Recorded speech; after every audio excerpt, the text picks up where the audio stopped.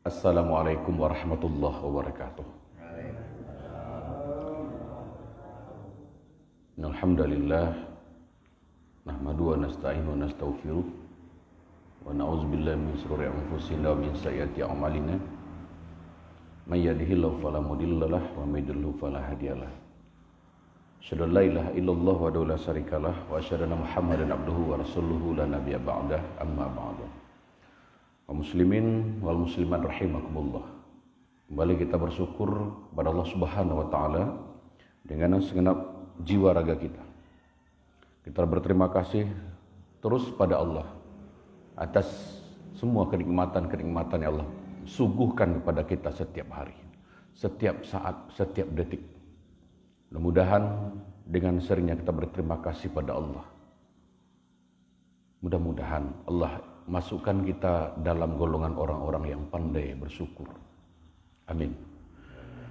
Kita berselawat pada junjungan alam Nabi Muhammad sallallahu alaihi wasallam. Allahumma salli ala Muhammad wa ala ali Muhammad. Mudah-mudahan kita dapat syafaat dari beliau di yaumil akhir kelak. Kita akan terus merindukan beliau sampai akhir hayat kita, sampai nafas kita berhenti, sampai kain kafan dibalutkan ke tubuh kita. Akan selalu ada insyaallah salawat dan salam buat junjungan kita. Mudah-mudahan Allah sampaikan salam rindu kita, salam kangen kita buat Rasulullah Muhammad sallallahu alaihi wasallam. Dan kita terus bermohon sama Allah tanpa henti, tanpa bosan-bosan.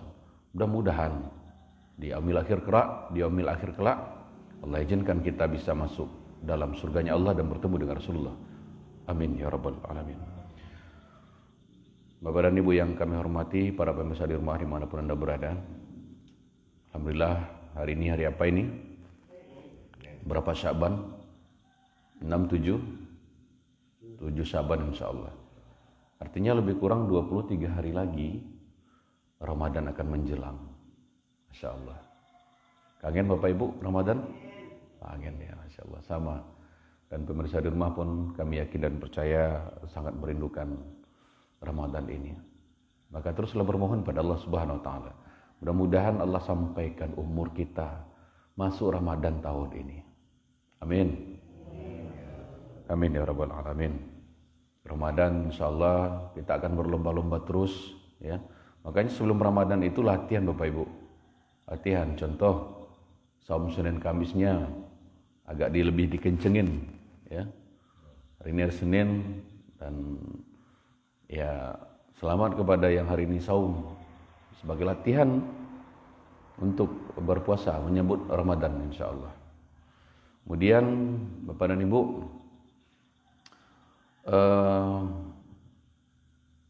dalam kehidupan sehari-hari ternyata ada amalan-amalan kecil. Amalan-amalan kecil yang nilainya itu besar di hadapan Allah Subhanahu wa taala. Jadi paling tidak ada 4 amalan ringan yang pahalanya besar, dapat dilakukan setiap hari. Mau tahu Bapak Ibu? Mau tahu banget atau mau tahu aja? Tahu banget ya. Pertama, amalan ringan yang pertama itu yang memiliki pahala amat besar dari Allah Subhanahu wa taala adalah mendengarkan azan. Mandanga saja. Dan ternyata itu adalah amalan kecil tapi pahalanya besar di sisi Allah Subhanahu wa taala. Rasulullah SAW bersabda, barang siapa yang mendengar panggilan azan lalu berdoa, ya Allah ya Tuhan kami, ya Allah Tuhan yang panggilan yang sempurna dan solat yang didirikan, berilah kepada Muhammad kemuliaan dan keutamaan, dan berilah untuknya tempat yang terpuji sebagaimana yang telah engkau janjikan kepadanya, akan mendapatkan syafaatku kelak pada hari kiamat. Hadis riwayat Bukhari. Jadi ketika mendengar azan, apa yang biasa kita sebut setelah azan, doa setelah azan?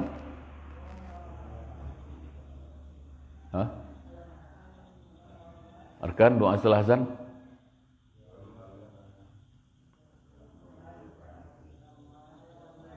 Allahumma rabb hazid da'wati wassalatil ati sayyidana Muhammadan wasilata wal fadilah wa abasuhu maqam mahmudan lillazi wa'atta wasarafata wad darajata litarrafi'ah innaka latufliful mi'ad. Itu kan simple ya Bapak Ibu. Allahumma rabb hazihi da'wati tammah wassalatil qaimah. Simple, sederhana sekali. Ya, tapi ternyata amalan-amalan kecil seperti itu besar pahalanya di sisi Allah. Susah enggak melakukannya? Bisa dilakukan tiap hari? Nah, itu yang pertama. Kemudian yang kedua, membaca basmalah sebelum atau ketika akan beraktivitas. Jadi amalan yang kedua yang memiliki pahala yang besar itu adalah membaca basmalah ketika hendak beraktivitas, apapun itu. Ka makan, ka minum, ka menyapu rumah, ka nyuci piring, ka mapel, begitu, ka lalo, mengalih. Banyak lah. Bekerja, menyabik rumput, mendodos sawit. Bismillahirrahmanirrahim. Rasulullah bersabda, setiap amalan yang terdapat kepentingan di dalamnya, jika tidak dimulai dengan menyebut nama Allah, maka terputuslah keberkahannya. Abu Daud dan Nasai. Apapun amalan itu yang tidak dimulai dengan basmalah, maka terputuslah keberkahannya. Jadi Bapak Ibu, para pemirsa di rumah dimanapun Anda berada, yuk kita biasakan memulai apapun kegiatan kita yang positif itu dengan mengucapkan Bismillah. Membuka lemari, Bismillah.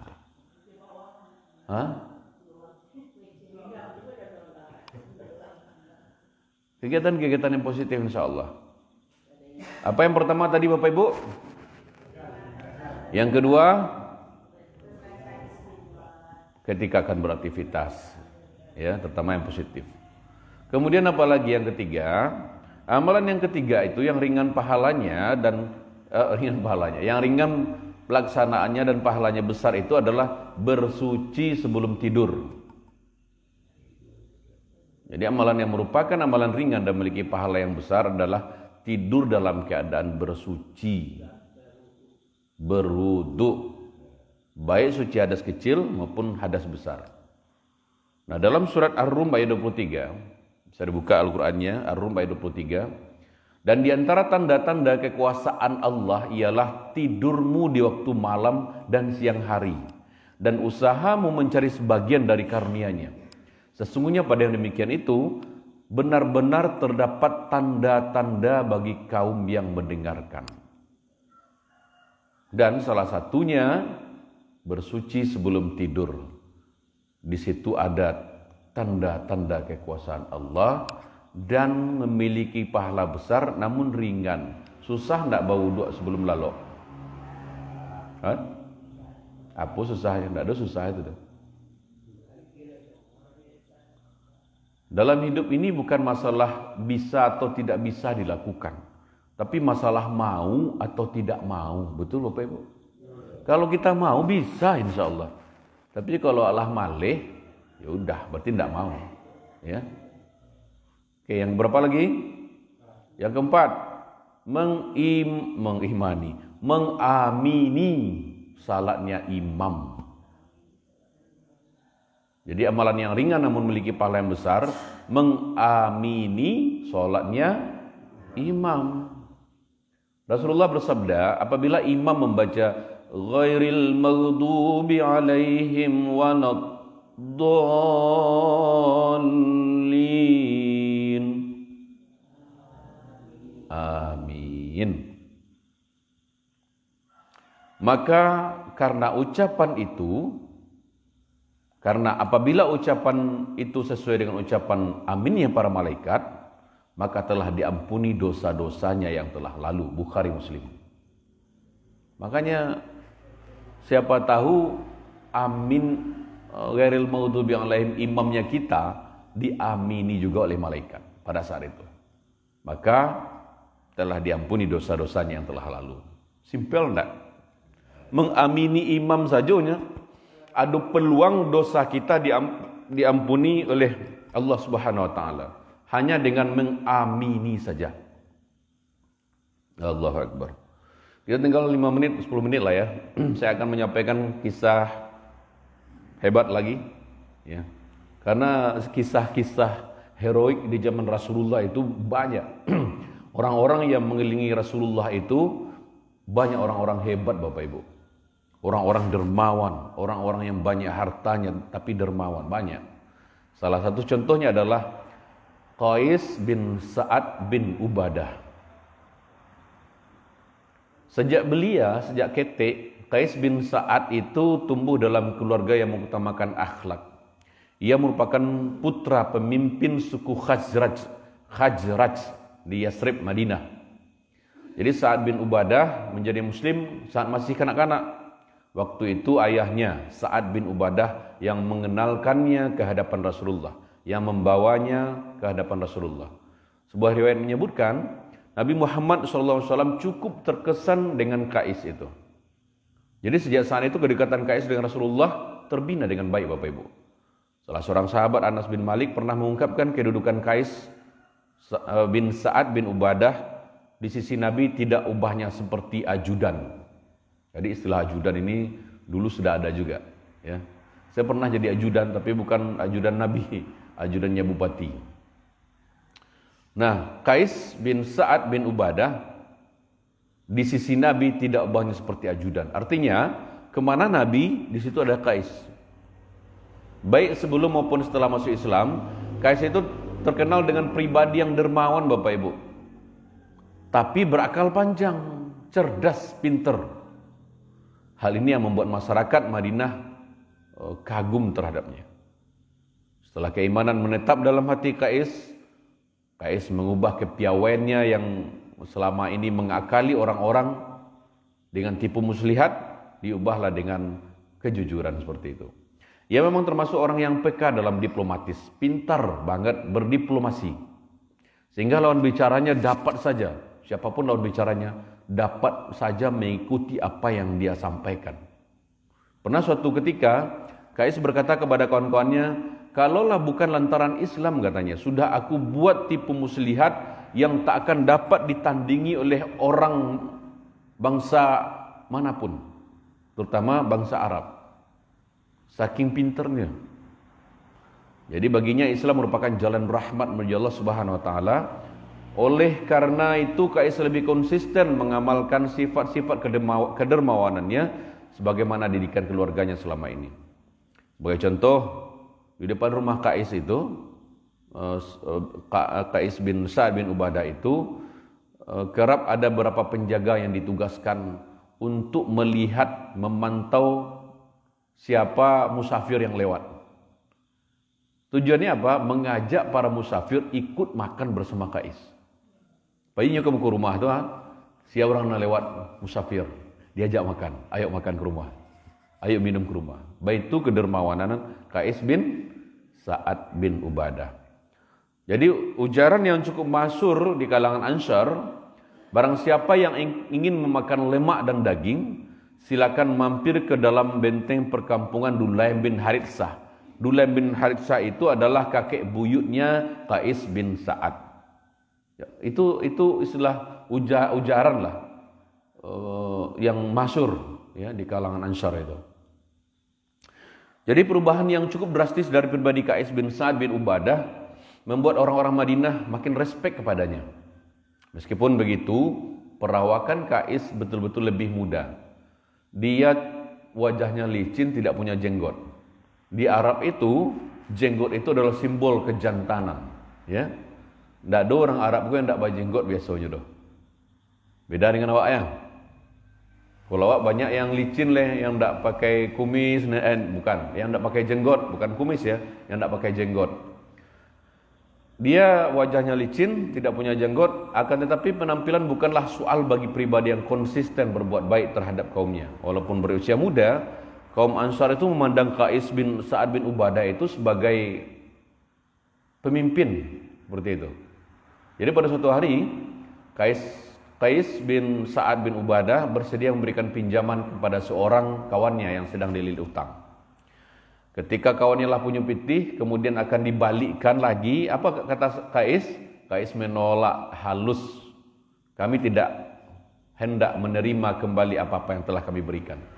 Jadi hutang yang dia agihani, pinjaman yang dia agihani ke kawannya itu tidak diterima, alias dia sudah ikhlaskan itu, seperti itu. Mental juang selain sifat pemurah dan kecerdasan Kais itu terkenal bermental juang tinggi. Sewaktu Rasulullah masih hidup, tidak ada satupun medan jihad, tidak ada satupun peperangan yang tidak diikuti Kais bin Sa'ad bin Ubadah. Enggak pernah absen. Bila lisannya yang piawai dapat berdiplomasi, pintarnya kemampuan diplomasinya selain dapat dibanggakan, Kais juga pintar mengayunkan pedang, menghadapi kaum kafir Quraisy di medan pertempuran dan menghantam musuh-musuh Allah. Ia selalu bersedia menerima segala tugas-tugas yang diberikan Rasulullah kepadanya dengan hati yang lapang. Seperti itu Bapak Ibu.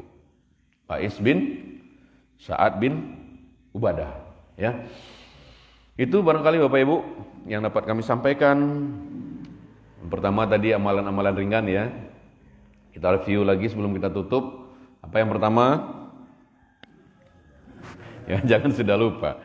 Belum keluar dari musala kita sudah lupa. Apa amalan yang pertama?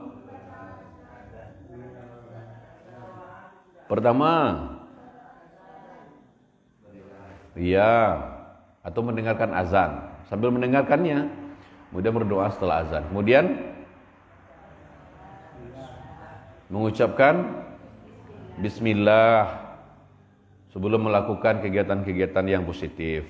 Yang ketiga, bersuci, berwudu sebelum tidur. Terakhir, mengamini imam, salatnya imam. Kisah Kais bin Ubadah, seorang yang dermawan, ya, yang ganteng, yang tampan, pintar berdiplomasi, yang kalau ada orang lewat depan rumahnya musafir, dia selalu memberikan kesempatan untuk orang bisa datang ke rumahnya, bersilaturahim, kemudian bisa disediakan jamuan makanan. Kemudian dia juga tidak pernah luput dari peperangan-peperangan yang Rasulullah lakukan. Dia sering disebut dengan ajudan Rasulullah, kemanapun Rasulullah dia ada. Ya, insyaallah mudah-mudahan nilai-nilai mulia dari Kais bin Sa'ad bin Ubadah bisa ditiru oleh anak-anak kita. Jadi Bapak Ibu, kalau kisah yang setiap pagi saya sampaikan itu, di rumah juga sampaikan pada anak cucu kita. Tidak mau yang mendengar baca mai cuek ianya, pokoknya sampaikan saja. Ya, seperti itu. Itu saja, kita tutup dengan doa kafaratul majelis.